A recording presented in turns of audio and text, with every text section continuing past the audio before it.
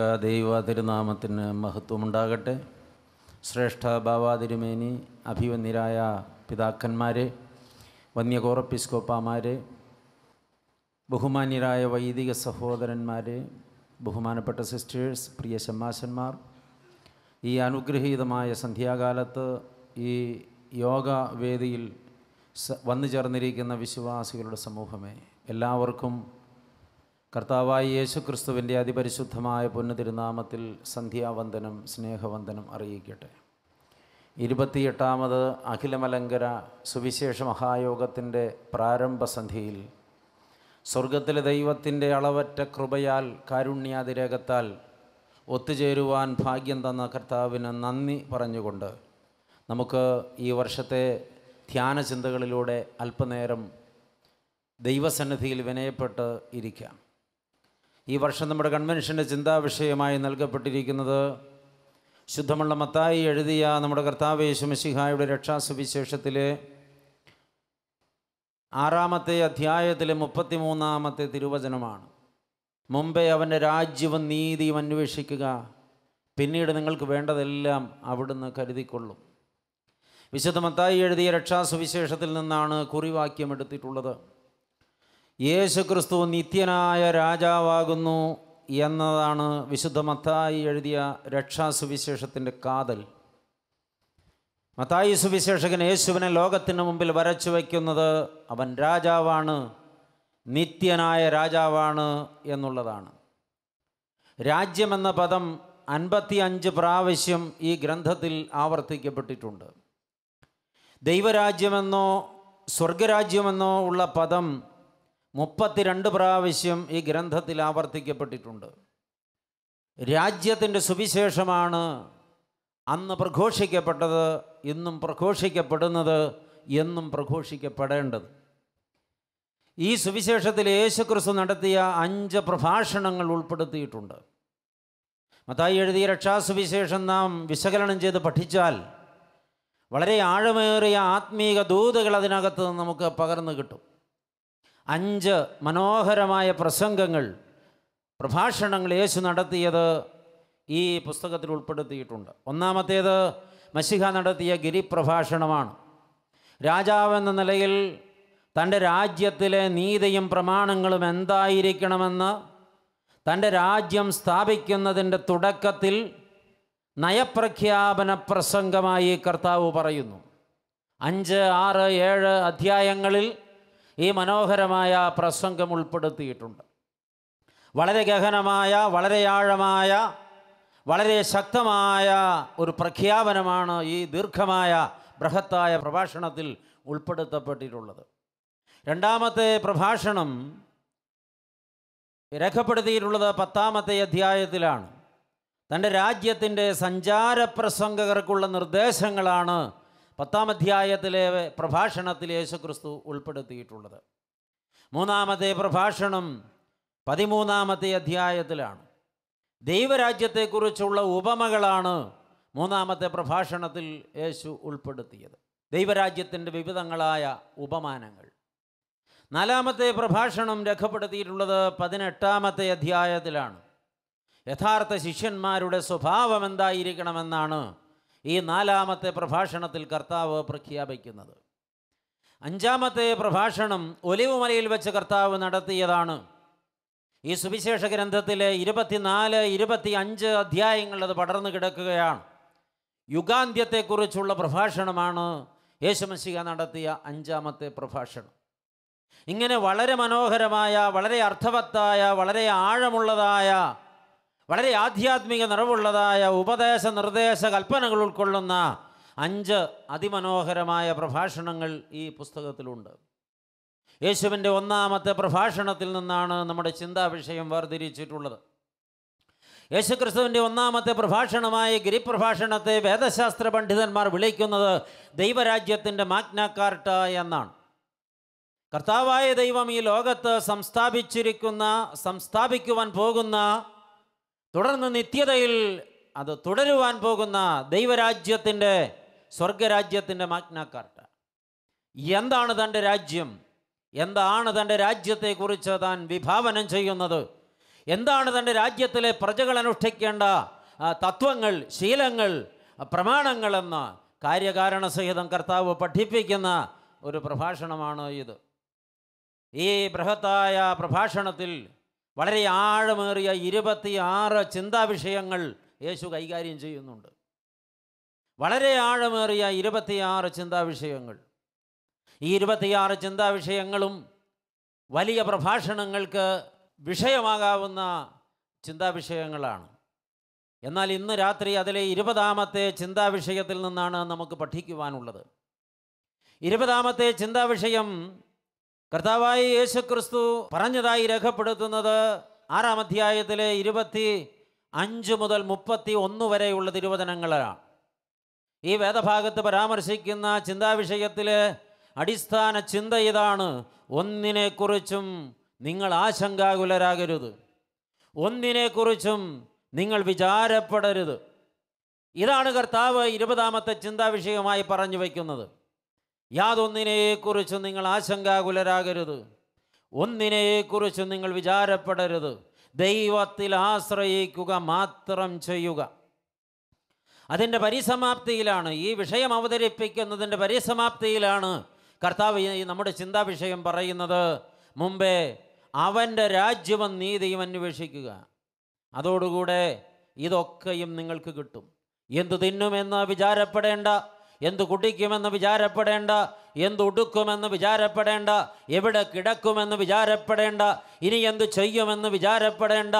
ശത്രുക്കൾ ചുറ്റും നിന്ന് പടവാൾ ഓങ്ങി അട്ടഹസിക്കുമ്പോൾ നിലംപരിചാക്കി കളയുമെന്ന് നിങ്ങളുടെ നേരെ കൂർത്ത വാക്കുകളും കൂർത്ത നോട്ടങ്ങളുമായി ദ്രംഷ്ടകൾ നീട്ടി അട്ടഹസിക്കുമ്പോൾ ദൈവമക്കൾ ആരും പതറിപ്പോകേണ്ട, ആശങ്കാകുലരാകേണ്ടതില്ല. ദൈവമക്കൾ ചെയ്യേണ്ടത് ഇത്രമാത്രം: അവൻ്റെ രാജ്യവും അവൻ്റെ നീതിയും അന്വേഷിക്കുക. പിന്നെ നിങ്ങൾക്ക് വേണ്ടതെല്ലാം അവിടുന്ന് കരുതിക്കൊള്ളും. വേണ്ട സമയത്ത് വേണ്ട അളവിൽ വേണ്ട കാര്യം വേണ്ടതുപോലെ വിളമ്പിത്തരാൻ കരുത്തുള്ള ഒരു ദൈവമുണ്ട് എന്ന് ഹല്ലേലൂയ സർവശക്തൻ കൽപ്പിച്ചരുളി ചെയ്യുകയാണ്. ദൈവമക്കളെ, വളരെ പ്രധാനപ്പെട്ട 3 ചിന്തകൾ ഈ വേദഭാഗത്ത് നിന്ന് വേർതിരിച്ച് നിങ്ങളുമായി പങ്കിട്ട് അനുവദിക്കപ്പെട്ട സമയപരിധിക്കുള്ളിൽ ഈ പ്രസംഗം പൂർത്തിയാക്കി മടങ്ങണമെന്ന് പ്രത്യാശിക്കുകയാണ്. ഈ വേദഭാഗം നമുക്ക് തരുന്ന 1ാമത്തെ ചിന്ത ഇത് ഇപ്പോൾ പറഞ്ഞു വെച്ചതാണ്: ദൈവമക്കൾ ഒന്നിനെക്കുറിച്ചും വിചാരപ്പെടേണ്ടത് ഇല്ല. ഒന്നിനെക്കുറിച്ചും വിചാരപ്പെടരുത്. അത് ദൈവത്തിൻ്റെ കൽപ്പനയാണ്. ആശങ്കപ്പെടുക, ടെൻഷൻ പിടിച്ചിരിക്കുക, അത് ഈ കാലഘട്ടത്തിലെ മനുഷ്യരുടെ ഒരു ശീലമായി മാറി. ഒരളവിൽ പറഞ്ഞാൽ ഈ കാലഘട്ടത്തിൽ ഈ ലോകത്ത് ജീവിക്കുന്ന മനുഷ്യരിൽ ബഹുഭൂരിപക്ഷം പേരും രോഗികളാണ്. രോഗമെന്ന് പറയുന്നത് ഈ ആശങ്കയാണ്. ഇനി എന്ത് ചെയ്യും? ഒരു വശത്ത് രോഗം വേലിയേറ്റം സൃഷ്ടിക്കുന്നു. കേട്ടിട്ടില്ലാത്ത രോഗങ്ങളാണ് നാൾക്ക് നാൾ ഇവിടെ പ്രത്യക്ഷപ്പെട്ടുകൊണ്ടിരിക്കുന്നത്. ലോകത്ത് ഏറ്റവും വലിയ വ്യവസായമായി തഴച്ചു വളർന്നുകൊണ്ടിരിക്കുന്നത് ഈ മെഡിക്കൽ ഫീൽഡാണ്. പ്രിയപ്പെട്ടവരെ, ഈ രോഗത്തിന് ചികിത്സിച്ച് മടുക്കുകയാണ്. ഒരു രോഗത്തെ പരാജയപ്പെടുത്തേണ്ടതിന് മരുന്ന് കണ്ടുപിടിച്ചു എന്ന് ശാസ്ത്രം പറഞ്ഞാൽ വീണ്ടും മരുന്ന് കണ്ടുപിടിക്കാൻ കഴിയാത്ത മറ്റൊരു രോഗം പ്രത്യക്ഷപ്പെടുകയായി. ആശങ്കകളുടെ ലോകമാണിത്. ഈ പന്തലിൽ ഇങ്ങനെ ഇരിക്കുമ്പോൾ ഇവിടെ ഇരിക്കുന്ന എത്ര പേരുടെ ഉള്ളുകള്ളികൾ ആർക്കൊക്കെ നിശ്ചയമുണ്ട്. ഉള്ളിൻ്റെ ഉള്ളിൽ ഇതുവരെ വെളിപ്പെട്ടിട്ടില്ലാത്ത ഏതൊക്കെയോ മാരക രോഗങ്ങളുമായിട്ടാണ് ഇവിടെ ഇരിക്കുന്ന പലരും ഇരിക്കുന്നത്. ദൈവമക്കളെ, ഈ നാളുകളിൽ ആളുകൾ രോഗത്തെക്കുറിച്ച് ആശങ്കാകുലരാണ്. അതുപോലെ ആളുകൾ ആശങ്കപ്പെടുന്ന വിഷയങ്ങൾ ഒരുപാടുണ്ട്. പ്രകൃതി ദുരന്തങ്ങളുടെ പശ്ചാത്തലത്തിലാണ് നാം ഇപ്പോൾ നിൽക്കുന്നത്. കേരളം ആകമാനം കരയുകയായിരുന്നല്ലോ ഈ കഴിഞ്ഞ ഒരു മാസക്കാലം. ദൈവമക്കളെ, 13 വർഷം മുമ്പ് കേരള തീരത്ത് വീശിയടിച്ച് കടന്നു കയറിയ ഒരു കൊന്നത്തെങ്ങിനേക്കാൾ ഉയരത്തിൽ ഉയർന്നു വന്ന സുനാമി തിരമാലകളുടെ അലകൾ ഇതുവരെ അടങ്ങിയിട്ടില്ല. അന്ന് നഷ്ടപ്പെട്ടു പോയ അനേകായിരം ജീവിതങ്ങളെക്കുറിച്ച് ഇന്നുവരെ കടൽ മറുപടി പറഞ്ഞിട്ടില്ല. അന്ന് ആയിരങ്ങളും 10,000ങ്ങളുമാണ് കടലിൻ്റെ ഓളങ്ങളിൽ അസ്തമിച്ചു പോയത്, അപ്രത്യക്ഷരായത്. ദൈവമക്കളെ, ആശങ്ക വർദ്ധിക്കുകയാണ്. നാളെ എന്ത് സംഭവിക്കാം? എന്താണ് ഈ പ്രകൃതിയിൽ സംഭവിച്ചു കൊണ്ടിരിക്കുന്നത്? ആശങ്കയാണ്. ശാസ്ത്രജ്ഞന്മാർക്ക് ആശങ്കയാണ്. ഈ ഭൂമി മനുഷ്യവാസയോഗ്യമല്ലാതെയായി തീരുകയാണ്. ഓസോൺ പാളിയിൽ വിള്ളൽ വീണിരിക്കുന്നു. ശാസ്ത്രജ്ഞൻ പറയുന്നു അത് 16,000 കോടി കിലോമീറ്റർ ദൂരേക്ക് വ്യാപിച്ചിരിക്കുന്നു. സൂര്യനിൽ നിന്ന് വരുന്ന മാരകമായ അൾട്രാവയലറ്റ് പോലുള്ള രശ്മികൾ ഭൂമിയിൽ പതിച്ച് മാനവകുലത്തിനും ജീവജാലങ്ങൾക്കും മരണം വിതയ്ക്കാതിരിക്കാൻ വിഹായസിൽ 4 കിലോമീറ്റർ തിക്നെസ്സിൽ ദൈവം സൃഷ്ടിച്ചു വെച്ച ഓസോൺ പാളി ദുർബലപ്പെട്ടാൽ സൂര്യൻ നേരിട്ട് ഭൂമിയിൽ ഇറങ്ങും. ഈ ജീവജാലങ്ങളെല്ലാം കത്തിപ്പോകും. ദൈവമക്കളെ, അത് ഈ ഭൂമിയിൽ സംഭവിച്ചുകൊണ്ട് ഇരിക്കുകയാണ്. തിരിച്ചറിയുക, ആഗോളതാപനം വർദ്ധിക്കുന്നതിൻ്റെ ഭാഗമായി നമ്മുടെ കൊച്ചു കേരളത്തിലും സൂര്യതാപമേറ്റ് ആളുകൾ മരിക്കുന്നത് കഴിഞ്ഞ നാളുകളിൽ വാർത്തയാണ്. ഇനി എന്ത് സംഭവിക്കാൻ പോകുന്നു നമുക്കറിയില്ല. അന്റാർട്ടിക്കയുടെ പ്രദേശത്ത് മഞ്ഞുമലകൾ വേറിട്ട് ഉരുകി മാറി അത് ഒഴുകി പുഴകളിലൂടെ നിറഞ്ഞു കവിഞ്ഞ് കടൽ നിരപ്പ് പൊങ്ങുകയാണ്. അനധിവിദൂര ഭാവിയിൽ കടൽ കരയെ വിഴുങ്ങുമെന്നാണ് ശാസ്ത്രം പറയുന്നത്. ദൈവമക്കളെ, പക്ഷേ കർത്താവ് പറയുന്നു നിങ്ങൾ ആശങ്കപ്പെടേണ്ടതില്ല. രോഗങ്ങളോ പ്രകൃതി ദുരന്തങ്ങളോ അപകടങ്ങളോ ഒരു വശത്ത് നമ്മെ വേട്ടയാടുമ്പോൾ മറുവശത്ത് ശത്രുക്കൾ ചിരിക്കുന്നുണ്ട്, അട്ടഹസിക്കുന്നുണ്ട്. വേട്ടപ്പട്ടികളെ പോലെ അവർ നമ്മളെ പിന്തുടരുന്നുണ്ട്. ദൈവമക്കളെ, ഒരിടത്തും സ്വസ്ഥതയില്ല, സമാധാനമില്ല. ആശങ്കയാണ്, ആശങ്കയാണ്, ആശങ്കയാണ്. ഇങ്ങനെ കഠിനമായ സംഘർഷങ്ങളുടെ മധ്യത്തിലൂടെ കടന്നു പോകുന്ന ജനതയെ നോക്കി ഇന്ന് രാത്രി സ്നേഹസ്വരൂപനായ സ്വർഗത്തിലെ തമ്പുരാൻ, നാം ആരാധിക്കുന്ന കർത്താവ് പറയുന്നു, കുഞ്ഞെ, നീ ആശങ്കപ്പെടേണ്ടതില്ല. എന്തുകൊണ്ടെന്നാൽ നിങ്ങളാരും അനാഥരല്ല മക്കളെ. ദൈവത്തിൻ്റെ കൽപ്പന ഇതാണ്, നിങ്ങളാരും അനാഥരല്ല. ദൈവമക്കളെ, നമ്മളാരും അനാഥരല്ല, നാം സനാഥരാണ്. നമുക്കൊരു ദൈവമുണ്ട്. ഹല്ലേലൂയ. നമ്മുടെ ഹൃദയങ്ങൾ അറിയുന്ന, നമ്മുടെ നിലവുകൾ അറിയുന്ന, നമ്മുടെ മനനങ്ങൾ അറിയുന്ന, നമ്മുടെ ഇന്നലെകൾ അറിയുന്ന, നമ്മുടെ നാളെകൾ അറിയുന്ന ഒരു ദൈവമുണ്ട് നമുക്ക്. അവിടുന്ന് കൽപ്പിച്ചിട്ടുണ്ട്, ഞാൻ നിങ്ങളെ അനാഥരായി വിടുകയില്ല എന്ന്. ആമേൻ. അത് വിശ്വസിക്കുക, അത് അംഗീകരിക്കുക. അവിടുന്ന് പറയുന്നു, ഞാൻ നിങ്ങളെ അനാഥരായി വിടുകയില്ല. വീണ്ടും കർത്താവ് പറയുന്നു, കണ്ടാലും ലോകാവസാനത്തോളം എല്ലാ നാളും ഞാൻ നിങ്ങളോട് കൂടെയുണ്ട്. ദൈവമക്കളെ, ഈ ഒരു പരിജ്ഞാനം ഉള്ളിൻ്റെ ഉള്ളിൽ അടിവരയിട്ടുറപ്പിക്കാത്തത് കൊണ്ടാണ് ആളുകൾ അസ്വസ്ഥരാകുന്നത്, ആശങ്കാകുലരാകുന്നത്. എനിക്കാരുമില്ലല്ലോ, ഞാൻ എന്തു ചെയ്യും? ഇതാണ് ചോദ്യം. കൈപിടിച്ച് കൂടെ നടത്തിക്കൊണ്ടിരിക്കുന്ന ഒരു ദൈവമുണ്ടെന്ന്, അവൻ എൻ്റെ കയ്യിൽ നിന്ന് വിട്ടിട്ടില്ല എന്ന് ഉറപ്പിക്കാൻ കഴിയണം. ഒരപ്പൻ തൻ്റെ കുഞ്ഞിനെ കൈപിടിച്ച് നടത്തുമ്പോൾ കുഞ്ഞ് അപ്പൻ്റെ കയ്യിലല്ല, അപ്പൻ കുഞ്ഞിൻ്റെ കയ്യിലാണ് മുറുകെ പിടിക്കുന്നത്. ഇതൊരു മനഃശാസ്ത്ര സത്യമാണ്. എങ്കിൽ ദൈവമക്കളെ, നമ്മൾ ദൈവത്തിൻ്റെ കയ്യിലല്ല, ദൈവം നമ്മുടെ കയ്യിലാണ് പിടിച്ചിട്ടുള്ളത്. വിടുകയില്ല ആ കരം. അത് കരുത്തുള്ള കരമാണ്. അവൻ നമ്മളെ താളടിയാകാൻ സമ്മതിക്കുകയില്ല. കണ്ടാലും ലോകാവസാനത്തോളം എല്ലാ നാളും ഞാൻ നിങ്ങളോട് കൂടെ ഇരിക്കുമെന്ന് വാഗ്ദത്തം പറഞ്ഞവൻ കൂടെ ഇരിക്കും. അവൻ വാക്ക് പറഞ്ഞവനാണ്, അവൻ വിശ്വസ്തനാണ്, അവൻ വാക്ക് മാറാത്തവനാണ്, അവൻ കൈ പിടിച്ചിരിക്കും. തർക്കം വേണ്ട. ദൈവമക്കളെ, അത് സംബന്ധിച്ച് യെഹസ്കേൽ പ്രവാചകൻ എഴുതിയിട്ടുള്ളതൊന്ന് ശ്രദ്ധിക്കുക. യെഹസ്കേൽ പ്രവചനം 34-ാമത്തെ അധ്യായം 12 മുതൽ 16 വരെ തിരുവചനങ്ങൾ ഇങ്ങനെ പറയുന്നു. ഞാൻ തന്നെ എൻ്റെ ആടുകളെ തിരഞ്ഞു നോക്കും. ദൈവമായ കർത്താവിൻ്റെ അരുളപ്പാട് പ്രവാചകൻ എഴുതുകയാണ്. ഞാൻ തന്നെ നേരിട്ട് എൻ്റെ ആടുകളെ തിരഞ്ഞു നോക്കും. ഒരു ഇടയൻ ചിതറിപ്പോയ തൻ്റെ ആടുകളുടെ ഇടയിൽ ഇരിക്കുന്ന നാളിൽ തൻ്റെ ആട്ടിൻകൂട്ടത്തെ അന്വേഷിക്കുന്നത് പോലെ ഞാൻ എൻ്റെ ആടുകളെ അന്വേഷിച്ച് അവ കാറും കറുപ്പുമുള്ള ദിവസങ്ങളിൽ ചിതറിപ്പോയ സകല സ്ഥലങ്ങളിൽ നിന്നും അവയെ ഞാൻ വിടുവിക്കും. ഞാൻ അവയെ ജാതികളുടെ ഇടയിൽ നിന്ന് പുറപ്പെടുവിച്ച് ദേശങ്ങളിൽ നിന്ന് ശേഖരിച്ച് സ്വദേശത്ത് കൊണ്ടുവന്ന് ഇസ്രയേൽ മലകളിലും നദീതീരങ്ങളിലും ദേശത്തിലെ സകല വാസസ്ഥലങ്ങളിലും മേയിക്കും. കർത്താവിൻ്റെ കൽപ്പനയാണ്. നല്ല മേച്ചിൽപ്പുറത്ത് ഞാൻ അവയെ മേയിക്കും. ഇസ്രയേലിൻ്റെ ഉയർന്ന മലകൾ അവയ്ക്ക് കിടപ്പാടമായിരിക്കും. അവിടെ അവ നല്ല കിടപ്പിടത്ത് കിടക്കുകയും ഇസ്രയേൽ മലകളിലെ പുഷ്ടിയുള്ള മേച്ചിൽപ്പുറത്ത് മേയുകയും ചെയ്യും. ഞാൻ തന്നെ എൻ്റെ ആടുകളെ മേയിക്കുകയും കിടത്തുകയും ചെയ്യുമെന്ന് കർത്താവിൻ്റെ അരുളപ്പാട്. കാണാതെ പോയതിനെ ഞാൻ അന്വേഷിക്കുകയും ഓടിച്ചു കളഞ്ഞതിനെ തിരിച്ചു വരുത്തുകയും ഒടിഞ്ഞതിനെ മുറിവ് കെട്ടുകയും ദീനം പിടിച്ചതിനെ ശക്തീകരിക്കുകയും ചെയ്യും. ദൈവമക്കളെ, ഒന്നിനെയും ഉപേക്ഷിക്കുകയില്ല, എല്ലാറ്റിനെയും ശേഖരിക്കും. എല്ലാറ്റിനെയും സ്വീകരിക്കും, എല്ലാറ്റിനും ഇടമൊരുക്കും, എല്ലാവർക്കും കിടപ്പാടമൊരുക്കും, എല്ലാവർക്കും മേച്ചിൽപ്പുറമൊരുക്കും, എല്ലാവർക്കും ദാഹജലമൊരുക്കും, എല്ലാവരെയും തൻ്റെ നെഞ്ചോട് ചേർത്ത് പിടിക്കും. അതേ, നാം അനാഥരല്ല മക്കളെ, നമുക്കൊരു ദൈവമുണ്ട്, നാം സനാഥരാണ്. അപ്പോസ്തലനായ പത്രോസ് എഴുതുന്നത് കേൾക്കുക. പത്രോസ് എഴുതിയ 1-ാം ലേഖനം 5-ാം അധ്യായത്തിൻ്റെ 7-ാം തിരുവചനം. അവൻ ദൈവമായ കർത്താവ് നിങ്ങൾക്കായി കരുതുന്നു, ആകയാൽ നിങ്ങളുടെ സകല ചിന്താകുലങ്ങളും അവൻ്റെ മേലിട്ടുകൊള്ളുവീൻ. ആശങ്കപ്പെടരുത്, അസ്വസ്ഥരാകരുത്, ടെൻഷൻ പിടിക്കരുത്, തളർന്നു പോകരുത്, നിരാശപ്പെടരുത്, വിചാരപ്പെടരുത്. നാം ആരും അനാഥരല്ല. ശാന്തരായിരിക്കുവിൻ. ഒന്നിനെ കുറിച്ചും ആശങ്കപ്പെടരുത്. മനസ്സുറച്ചിരിക്കട്ടെ. നിനക്കൊരു കർത്താവുണ്ട്, നീ അവൻ്റെ വകയാണ്. അവൻ അറിയാം നിനക്ക് എന്തു വേണമെന്ന്. ആഹാരത്തെക്കുറിച്ച് വിചാരപ്പെടരുത്, വസ്ത്രത്തെക്കുറിച്ച് വിചാരപ്പെടരുത്, നാളെയെക്കുറിച്ച് വിചാരപ്പെടരുത്. കർത്താവ് പറയുന്നു, ആകാശത്തിലെ പക്ഷികളെ നോക്കുക, അവയ്ക്ക് യാതൊരു ടെൻഷനുമില്ലല്ലോ. അവയ്ക്കുള്ള വിശ്വാസം മനുഷ്യ നിനക്കില്ലാത്തതെന്ത്? ആകാശത്തിലെ പറവകൾക്ക് ജീവനുണ്ട്, ശരീരമുണ്ട്, പക്ഷേ ആത്മാവില്ല. എന്നാൽ അവയ്ക്ക് ഒന്നിനും ടെൻഷനില്ല, ഒന്നിനെക്കുറിച്ചും വിചാരപ്പെടുന്നില്ലവ. എന്നാൽ മനുഷ്യ നിനക്ക് ദേഹവും മനസ്സും മാത്രമല്ല, ആത്മാവ് കൂടെയുണ്ട്. ദൈവത്തിൻ്റെ സ്വരൂപം നിനക്കുണ്ട്. ദൈവത്തിൻ്റെ സാദൃശ്യത്തിലാണ് നീ മെനഞ്ഞെടുക്കപ്പെട്ടത്.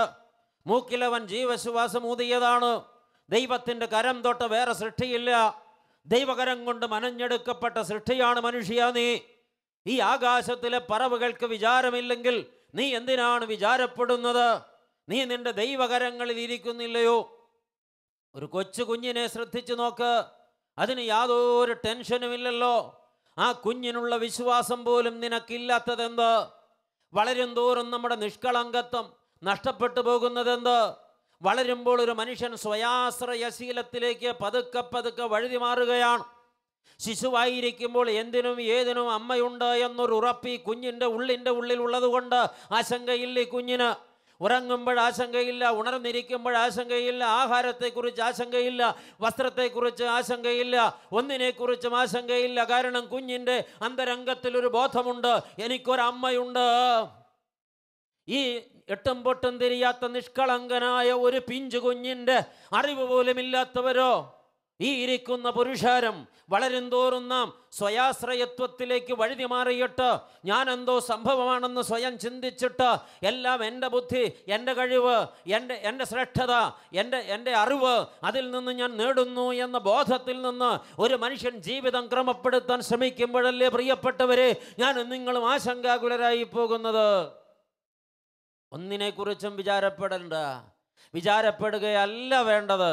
പിന്നെ ഒരു ദൈവ പൈതൽ എന്താണ് ചെയ്യേണ്ടത്? അതാണ് രണ്ടാമത്തെ ചിന്താ വിഷയം. ദൈവമക്കളെ, കർത്താവ് പറയുന്നു, നീ വിചാരപ്പെടാതെ ചെയ്യേണ്ടത് ചെയ്യുക. രണ്ട് കാര്യം ചെയ്യുക. ഒന്ന്, അവൻ്റെ രാജ്യം അന്വേഷിക്കുക.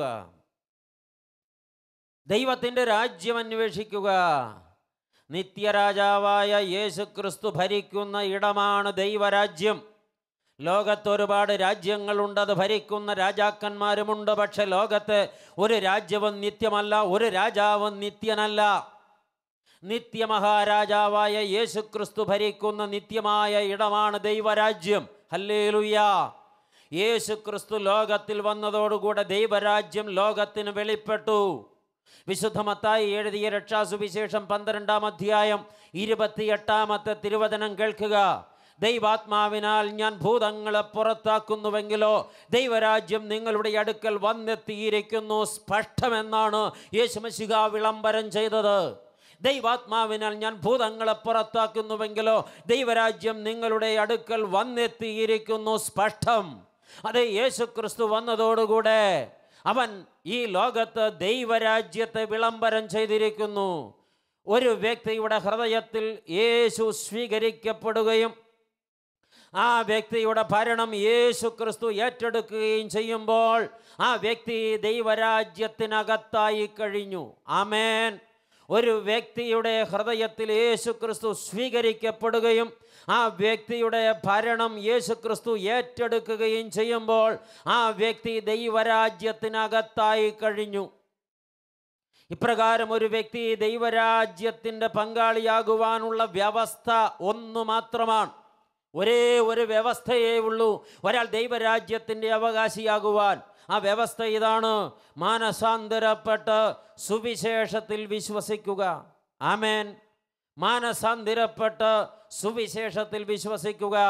ശുദ്ധമുള്ള മർക്കോസ് എഴുതിയ നമ്മുടെ കർത്താവ് യേശു മിശിഹായുടെ രക്ഷാസുവിശേഷം 1-ാം അധ്യായത്തിൻ്റെ 14-15 തിരുവചനങ്ങളിൽ യേശു മിശിഹാ തൻ്റെ പരസ്യവേല ആരംഭിക്കുമ്പോൾ ആദ്യം പറഞ്ഞു തുടങ്ങുന്ന വാക്കുകളാണിത്.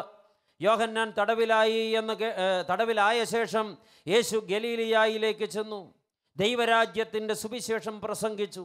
കാലം തികഞ്ഞു, ദൈവരാജ്യം സമീപിച്ചിരിക്കുന്നു, മാനസാന്തരപ്പെട്ട് സുവിശേഷത്തിൽ വിശ്വസിപ്പീൻ. സ്നാപക യോഹന്നാൻ പ്രസംഗിച്ച വിഷയം അതാണ്, മാനസാന്തരപ്പെടുക. യേശു ക്രിസ്തു പ്രസംഗിച്ച വിഷയമാണ് മാനസാന്തരപ്പെടുക.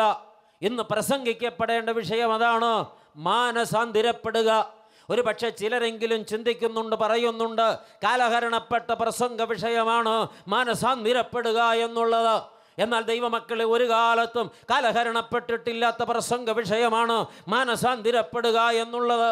ലോകത്ത് പാപം നാൾക്കുനാൾ അടിക്കടി പെരുകുകയാണ്. ദൈവമക്കളെ, പാപികളുടെ എണ്ണം കൂടുകയാണ്.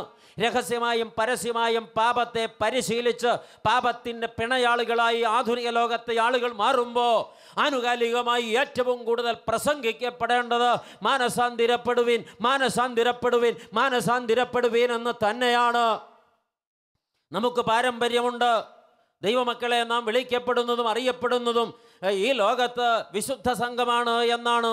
എന്നാൽ നമ്മുടെ രഹസ്യ ജീവിതം ആരറിയുന്നു? നമ്മുടെ വ്യക്തി ജീവിതം ആരറിയുന്നു? നമ്മുടെ അന്തരംഗം ആരറിയുന്നു?